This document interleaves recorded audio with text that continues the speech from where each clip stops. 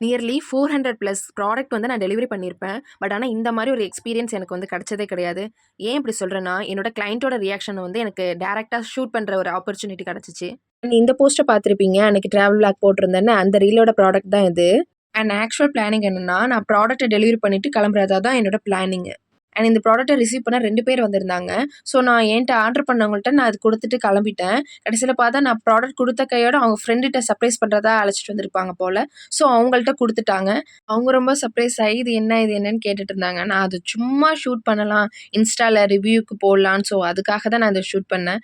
ரியலா அவங்க வந்து ரொம்பவே எமோஷனல் ஆயிட்டாங்க. எனக்கு தெரியாது அவங்க இந்த மாதிரிலாம் ரியாக்ட் பண்ணுவாங்கன்னு. அந்த ப்ராடக்ட்டோட ரிவ்யூ வந்து நான் உங்களுக்கு சீக்கிரம் போஸ்ட் பண்றேன். லிட்டரலி அவங்க வந்து ரொம்பவே எமோஷனல் ஆயிட்டாங்க. எனக்கு ரொம்ப பிடிச்சிருந்துச்சு. நான் அப்படிலாம் ரியாக்ஷன் வீடியோ நான் ஸ்ட்ரெயிட்டா பார்த்ததில்ல. எனக்கு ரொம்பவே பிடிச்சிருந்துச்சு. நீங்க கூட நினைக்கலாம் ஒரு சின்ன ஆல்பம் தானே அப்படின்னு கூட நினைக்கலாம். பட் ஆனா நம்ம லவ் பண்ற பெர்சன் ஒரு சின்ன சாக்லேட் குடுத்தா கூட அது பெருசா தாங்க இருக்கும். அப்புறம் என்னங்க ஃபாலோ அண்ட் சப்ஸ்கிரைப் தட்டி தான் விடுங்களேன்.